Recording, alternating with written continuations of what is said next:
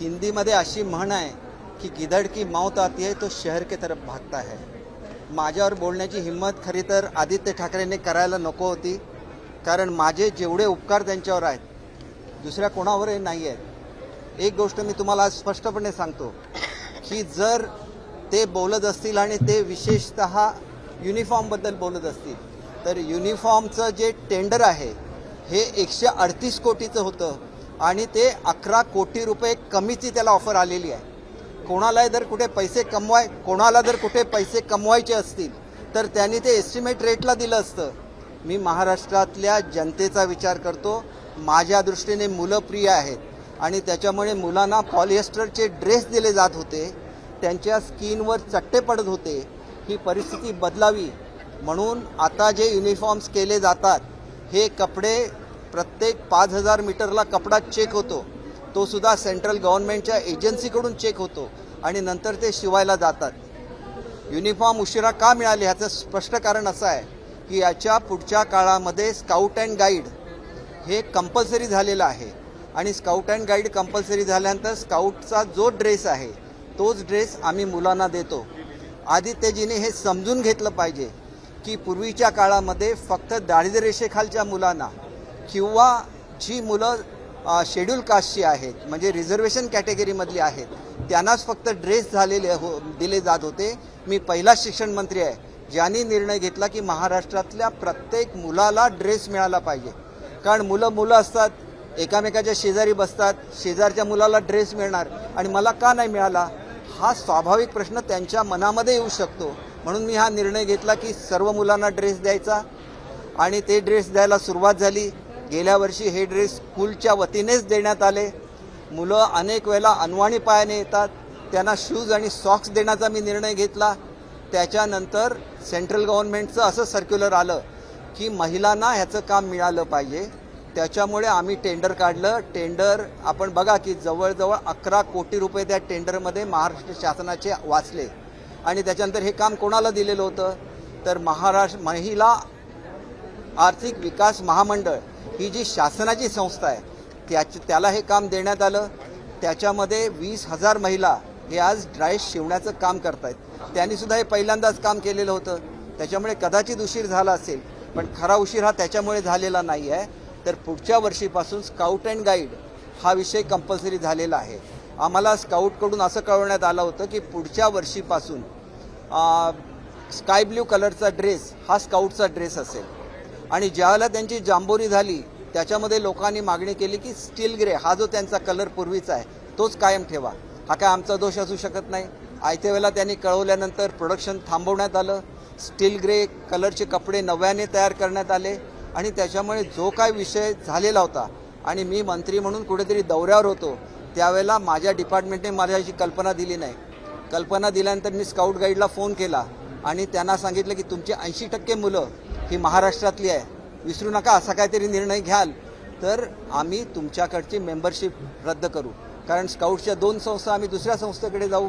मग त्यांनी आपला स्काय ब्ल्यू हा कलर कायम ठेवलेला आहे आणि पुढल्या वर्षीपासून स्काय ब्ल्यू कलरचे कपडे सगळ्या मुलांना मिळणार। आणि मग ह्याच्यामध्ये भ्रष्टाचाराचा प्रश्न काय आला?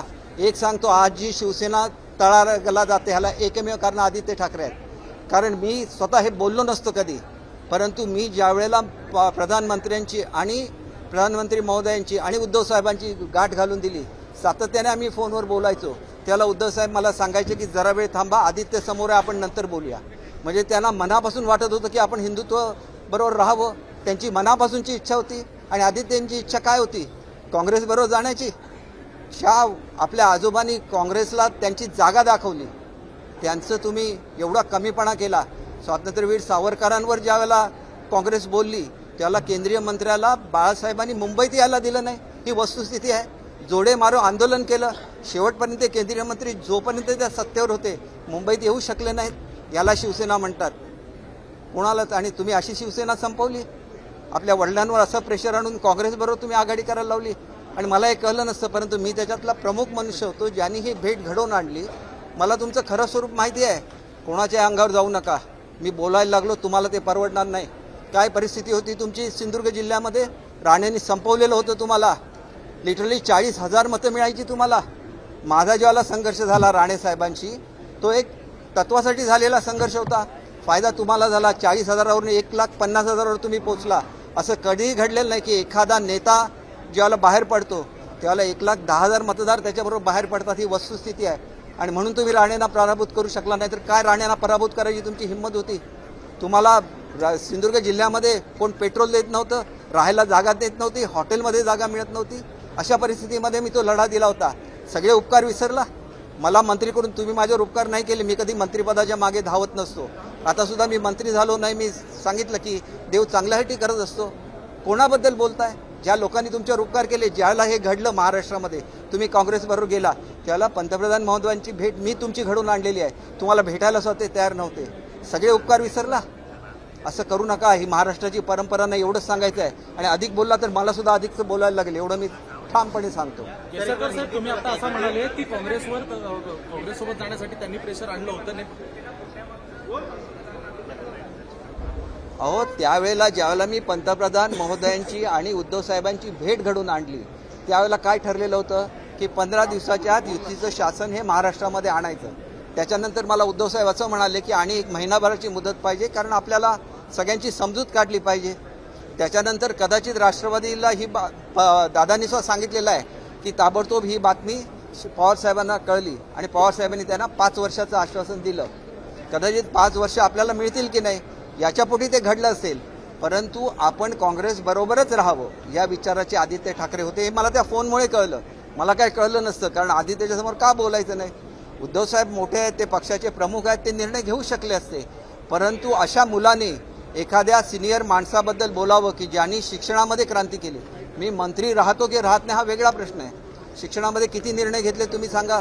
गेल्या 20 वर्षामध्ये एवढे निर्णय शिक्षण खात्यामध्ये तुम्ही घेतलेले दाखवा. मी राजकारणातून निवृत्त होईल. रात्री 12-12 वाजेपर्यंत मी मिटिंग घेतलेली आहे. आमच्याकडे अनेक संघटना असतात. सगळ्यांना एकत्र आणण्याचं काम केलं. सगळ्या संघटना एकत्र राहून आपण जे काय निर्णय पुढच्या काळामध्ये घेतोय, मुलांना कॉन्सन्ट्रेशन करून आपल्याला शिक्षण विभागाचं चित्र बदलायचं आहे. आणि आम्ही तत्वासाठी लढणारी माणसं आहोत. असले पदं ह्याच्या मागे धावणारा मी मनुष्यच नाही. तुम्ही थांबा जरा 1 मिनिट. तुम्ही प्रश्न विचारला, मी उत्तर देतो. त्यांनी काय केलेलं आहे? मी माझी लढाई स्वतः लढलो. माझ्या लढाईचा फायदा कोणाला झाला? त्यांना झाला. आणि त्याला सुद्धा मी सांगितलं होतं, ह्या केबेला राणे साहेबांचं नाव सुचवण्यामध्ये मी अग्रगण्य होतो. मी सांगितलं फक्त राणे साहेबच निवडून येऊ शकतात, कारण राणे साहेबांना मानणारी माणसं सिंधुदुर्गमध्ये आहेत आणि उरलेली जी लोक आहेत ती माझं नेतृत्व मानतात. त्याच्यामुळे रत्नागिरीमध्ये किती डेफिसिट झालं तरी आम्ही सिंधुदुर्गमधून त्यांना एवढं लीड देऊ की रत्नागिरीचं डेफिसिट आम्ही भरून काढू. रत्नागिरीमध्ये जवळजवळ 1 लाखाचं डेफिसिट राणे साहेबांना झालेलं होतं. सिंधुदुर्गने 1,40,000च्या आसपासचं त्यांना बहुमत दिलं आणि 40,000 मतांनी सीट निवडून आली. कोणाला सांगताय? मी विनायक राऊतनं सुद्धा सांगितलेलं होतं, तुम्ही माझ्या आंदोलनामुळे तुम्ही निवडून आला. जाणीव ठेवा. वैभव नाईकनं सांगितलं होतं. सगळी लोक पराभूत झालेले आहे. हा जनतेचा विजय आहे. आदित्य ठाकरेंनी जनतेमध्ये जायला शिकलं पाहिजे. आज तुम्ही सांगताय काँग्रेसबरोबरची आघाडीच तोडणार. पूर्वी का नाही तोडली? तुम्हाला संधी होती काँग्रेसबरोबरची आघाडी तोडून पंतप्रधान महोदयांच्या बरोबर जाण्याची, बीजेपी बरोबर जाण्याची. तुमच्या पोरकटपणामुळे हे घडलेलं आहे. मी अगदी थेट सांगतो. आणि मला जास्त प्रश्न विचारू नका, त्याचं धार निघून जाते. मी जे बोलतो खरं बोलतो आणि म्हणून सत्याची धार असते त्याला. ही धार त्यांना जाणवली पाहिजे. अशा तरुण मुलं की ज्यांना आपलं फॅमिलीचं आणि शिवसेनेची हिस्ट्री माहिती नाही, त्यांनी का बोलावं? आणि म्हणून मी तुम्हाला सांगितलं की ज्या टेंडरमध्ये 11 कोटी कमीला टेंडर आलेलं आहे त्याच्यावर त्यांनी माझ्यावर भ्रष्टाचाराचे आरोप करायचे. 11 कोटी रुपये केवढी मोठी अमाऊंट असते. एखाद्या मंत्र्यांना मोह पडला असता त्या अमाऊंटचा. मला माझ्या दृष्टीने आमची मुलं महत्त्वाची आहेत. मी आज त्यांना 3 कोर्स मील देण्याचा निर्णय घेतला. का घेतला? त्यांना एखादं सूप किंवा सलाड मिळालं पाहिजे, बिर्याणी मिळाली पाहिजे, स्वीट डिश मिळाली पाहिजे. अहो, प्रत्येक मूल आपल्या घरचं समजलं पाहिजे. अनवाणी पायाने खेड्यातली मुलं येतात, त्यांना शूज आणि सॉक्स तुम्हाला एवढी वर्ष का नाही सुचलं? मी का दिलं? पुस्तकाचं ओझं मी 60% कमी केलं. दुसरा कोण कमी करू शकला का? ह्याच्यामध्ये माझी जी काय बुद्धी आहे मी माझ्या डिपार्टमेंटसाठी वापरली. तुम्ही कोण आहे विचारणारे? काय तुमची कामगिरी आहे महाराष्ट्रासाठी? तुम्ही असं हे आहे की साधे त्यांनी घेतलेले निर्णय बघा. जे एखादं झाड कापायचं असेल की झाडाच्या आयुष्य आहे तेवढी झाडं लावली पाहिजे. एखाद्या ह्याचा 150 झाडं असणार, ती मुंबईला 150 झाडं कोण लावू शकतात तेवढी जमीन तरी असते का? काहीही निर्णय घ्यायचे आणि आपल्याला काहीतरी इंटरनॅशनल अवॉर्ड मिळवायची. याच्यापुढे ह्या तरुणांचं त्यांच्याबद्दल मला आदर आहे, फॅमिलीबद्दल आदर आहे. त्यांनी स्वतःमध्ये सुधारणा करावी एवढा मी त्यांना ठामपणे वडिलकीचा सल्ला देतो. धन्यवाद. एबीपी माझा, उघडा डोळे बघा नीट.